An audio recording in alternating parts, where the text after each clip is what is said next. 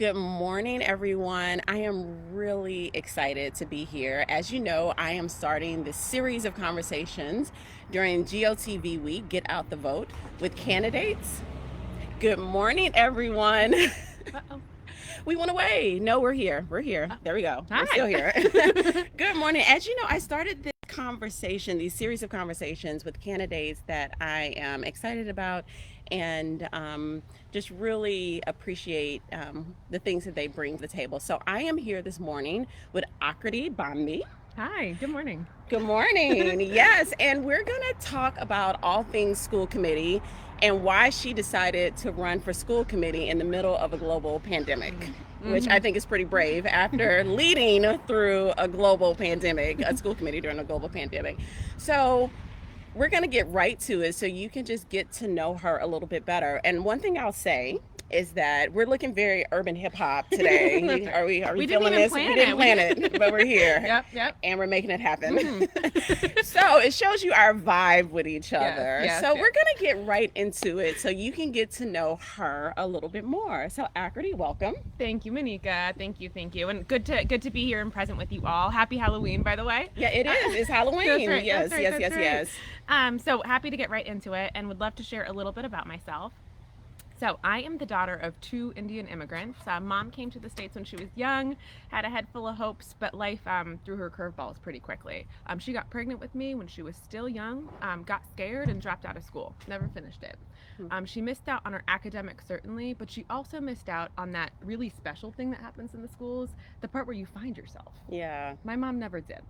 And as a result, developed very severe depression. It got so bad, Manikka, that I actually had to leave school myself to go home and take care of mom. And I thought that was going to be the story of my life. I kid you not. So that was in K through 12 or college when that happened? Right at the start of college. Okay. Yeah, right at the start of college. Okay. And I thought that was going to be it, right? Like I was done at that point, except one day, out of the blue, I got a phone call from a former teacher of mine, and that man was persistent. He called me over and over and over again. He pulled me out of that home, got me back on track. I finished school. I ended up getting my master's degree in education, specifically because I think all of our stories start in the classroom. But more importantly, it was a system that did not hold my family and I intergenerationally, and I wanted to fix it. Yeah. The kicker, though, about my story is I got very lucky. I got lucky a teacher reached out. I got lucky I picked up the phone. And I think here in Cambridge, we have a lot to be proud of by way of resources, by talent and creativity, but still so many kids in our system, they bank on luck. They bank on that one moment that's going to change their life, pull them out of a tough situation, and get them on their way to their futures. And that's what's compelling me to run for office here. Yeah, it's interesting. Akriti and I have very similar stories, different contexts, but similar stories. And you know my story. Grew up in Louisiana and grew up in a situation where I grew up poor, quite frankly, and it was education that was the tool, and a loving educational environment with people that looked like me, that positioned me to be a leader here in Cambridge. And so what I appreciated what you just said, when I was running, I often said that institutions have the ability to inspire you as well as undermine you at the same time. And it's something that we all live with, right? So I'm just curious. I want you to tell me about some of the things that the Cambridge Public School System has done in the context of COVID, leading during COVID, that has been inspiring. Because what I find with candidates sometimes is easy to talk about all the bad things, but talking about the things that were good sometimes is a challenge. So tell me about the things that we led in before we get to the things that there are opportunities for growth. Sure. So a couple of things. I think, and I will say that the start of COVID, I was actually working in the State House for Representative Marjorie Decker, and so I had a good perch in terms of comparing what the district was doing as well as what other districts across our state were doing. Yes. And I think that we did more pieces to work on, and I'll get to that, but I think we did do a good proactive job from the around the end of March of reaching out to families and making availability to things like Chromebooks as easy as possible. Now, it was not a perfect system, but I remember actually going by the Peabody and seeing two sets of folding tables lined up, and I saw multiple administrators, not just teachers, but administrators standing behind them, kind of calling out the family, saying one by one, and knowing them by name. Yes. So I think that kind of personal touch in terms of quickly making sure that transition to virtual education was seamless by way of technology. And I will say more to work on in that space, but I appreciated that we proactively stepped up immediately, and I think that's a testament to the resources we've got and places we can really expand. So that was one that stood out to me. Yeah, and I know we dealt with some very difficult decision making because, as you know, at the state did not lead when it came to issues around schools. It was left to school committees and superintendents to make those decisions, and it was very difficult and it was very hard. And one of the things I like to highlight, and I've said this before, we were on one of the few urban school districts in the Commonwealth that was able to bring back our kids prior to there being a vaccine. And that was a lot of work. It was very controversial, but we did it. And our staff rose to the occasion, and they met the need, as you talked about, with Chromebooks and really being able to move that forward. And so, you know, those were difficult conversations. And I think the people that support me want to know, you know, how do you lead, right? Like, how do you approach the work in a way that will allow you to make difficult decisions? Yeah, that's a great question. You know, I've worked in a variety of policy areas. By day, I work on healthcare equity and access, and in prior roles have kind of touched a lot of them. I will say this: education is one of the toughest nuts to crack because it is the most personal policy issue, right? And so it's the perfect space to think through the challenge of government, which is truly how do we meet the needs of diverse populations. Even you and I, despite our clear mutual vibe we've got going on here today, and clear ideological similarities, you and I will probably differ on nuances. Absolutely, and so we will. Good government is able to say, okay, Manikka and Akriti, despite those differences, how do we actualize good progressive change, right? And give us the services and really being seen in the way that we deserve, right? So in terms of the education piece specifically, and my concept for leadership, it's a couple of things. So one, I think clear, open, and honest communication. One of the questions you had sort of teased was what we could have done better during the pandemic. I think that parents and community members would have wanted to know, even if we didn't have perfect answers to some of the decisions being made by the administration in our schools, that they were working on solutions. Right? Now I'm going to push back on you because I was in the middle of it. That I think that's true. And I also think that, you know, it's complicated in the middle of a crisis, right? And so I think the end results got us to a place where, you know, yes, there's room for improvement, and that we were able to achieve something that most urban school districts did not. Absolutely. No, I absolutely. And I'm sensitive about this. I was in the fire, people. It was tough. No, I know. And I say that with respect, truly with respect. I think sometimes, though, in government, we let waiting for the perfect answer be the enemy of the good in terms of saying we're available despite. You know, we may not have the perfect answer, but here's what we know so far.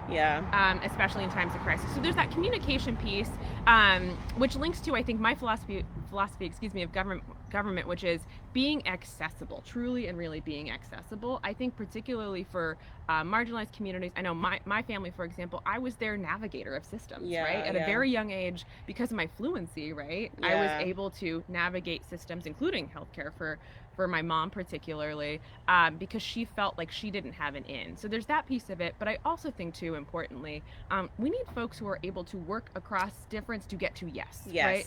Oftentimes government slows down or stops entirely because folks feel like, well, it's my way or the highway. Or they're not willing to understand. I mean, here's the secret. Government is about compromise. It is about compromise, and it's messy. That's right. Right? And I think that whoever steps in and will fill the spot that I will fill have to know that, hi, we're doing this live and I'm seeing my neighbors. It's all good.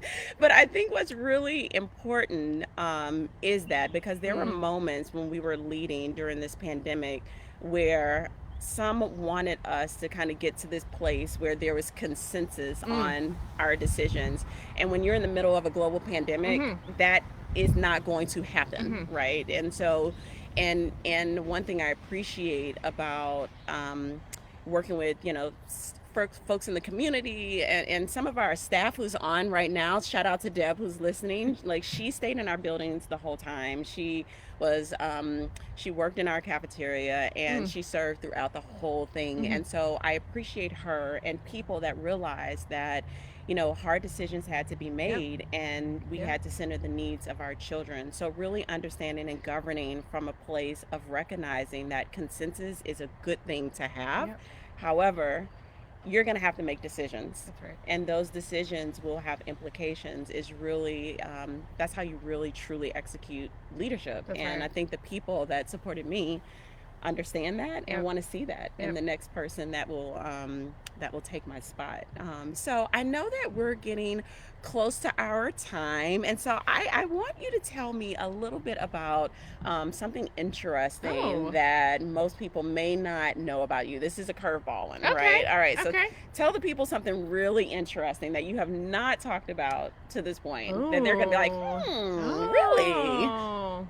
Okay. All right. Well, trying to think. So this may come out of the fact that, we've all been sort of, our ability to, travel has been limited right now. So I've been reflecting on my previous travels. And so actually for a time in one of my roles prior was I worked in Chile, actually in education. Chile. Yeah. Okay. At the time that the government was actually rolling out a national ed reform package. Okay. Yeah. Okay. And so, but this is not an education fun fact. This is a travel fun fact. So I was sitting there, I was working in the north of Chile, which is right by the Atacama Desert. Yes. Amazing place. And so I get this WhatsApp message from a new friend of mine, actually a teacher, who had said, hey, if you hop on the bus at like 8:30, something magical is going to happen. So I'm Yeah. like, I'm an adventurer by nature. So I'm like, all right, why not just hop on the bus? So I hop on this bus. It's a 2-hour long ride. We get into the middle of the desert, Manikka. There are ruins, true ruins. Wow. Yeah. Indigenous ruins. And in the middle of it was a local band that was playing. Wow. Yes! And they had set up like lantern style lighting all around. And the sky, it was bigger than, it was the universe, right? It was Yeah. incredible. Mhm. And so I just remember, I hold on to moments like that because I'm a big believer in grounding yourself in humility. And it was one of those moments where you just recognize how big the world really is.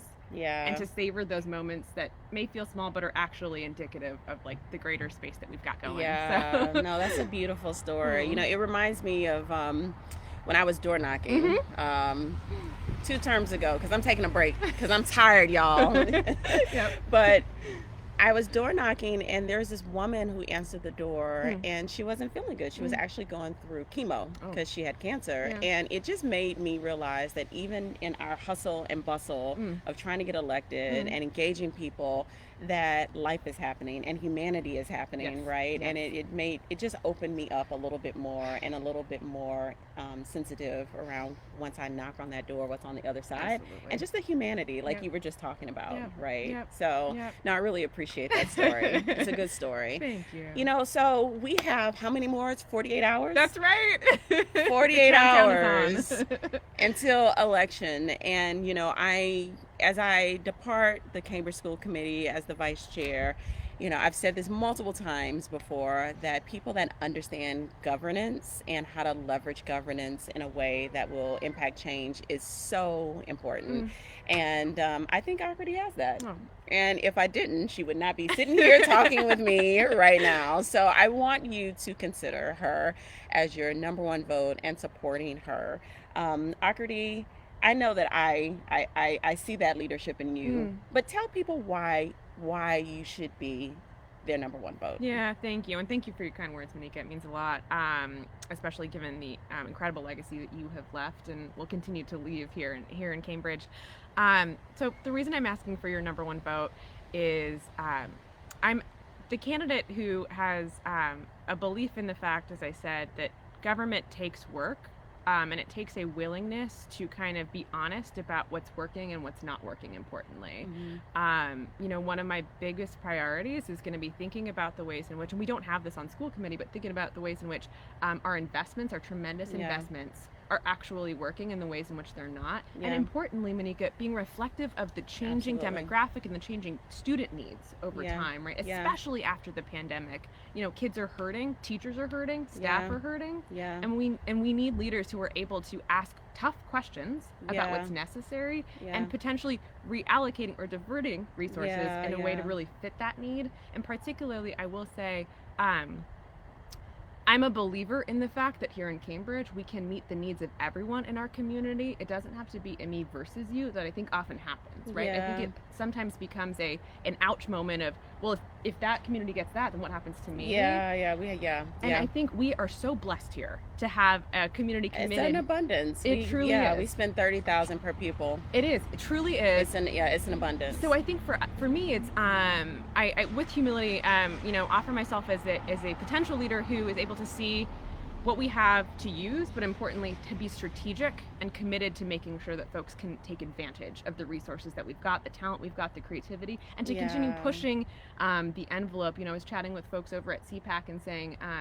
we need to, hire more dual degree teachers and more dual degree teachers of color, particularly, and starting to really hear the needs of the community. And put our policies and our investments where our needs are. And I'll end with this. If you can't tell already, I love to talk. I love to be in community with folks. And I think something that's really important moving forward is going to be the ways in which our various levels of government and administration here in our city work together. Not against, but together, which is to say committee with superintendent, with city council. It has to all work together. That's right. It has to. And I can say this particularly leading during COVID, and many of you sat through those meetings and they were not pretty. And one thing people appreciated about my leadership is that I was very direct as it relates to how we have these conversations, and I didn't skimp over things. Like, there are some serious challenges with there's some serious challenges regarding how we engage each other. And one particular issue is that it's so easy to demonize the superintendent. It is so easy to blame the school committee, and when you point those fingers, look at how many point back. And so in order for us to serve our children well, we have to move beyond that. There can't be one entity that is responsible for the entirety of our school system. It's all of us. That's right. We have to know that. We have to lean into that, and we have to stop demonizing each other. So I appreciate you saying that. Thank you. And if I could add one more thing, it is that so school committee and education here in Cambridge, it's a funny business because it's a bunch of adults standing around making decisions for young folks. That's the center. And so when I kicked off this campaign, the first meeting I ever set up was actually with students over at Ringe. Nice. And so I think that to hold fast to the truth that good leadership needs to really center the constituents and that they are ostending towards making better and serving. And so I'd be remiss at that leaving out the critical importance of centering our young people in this work. It's really important, and as you know, I agree with you. And one thing that I can say, particularly leading during COVID, every single decision that I know I made was centered on children. What is the best thing for children? And oftentimes that was lost in the shuffle. But I'm proud of that, and I'm proud that you understand that and that you can bring that vision to the school committee, because I think it's a needed vision. So there you have it, our GOTV conversation, right, in our hip hop gear. That's right. So we have 48 hours, as I said. Voting November 2nd. If your absentee ballot has not gone in, drop it in the mail today. That's right. Or Dropbox. Dropbox, yes. No Dropbox, mail. no mail. It won't get there. Thank you. Get it in that Dropbox at the election center. And so thank you, Akriti, for coming, hanging out with me at my house. I appreciate it. And please consider giving your vote. I think that she's worthy of it. So let's get her on the school committee so she can meet the needs of our children. That's right. Our children first. All righty. Be well. Bye. Take care.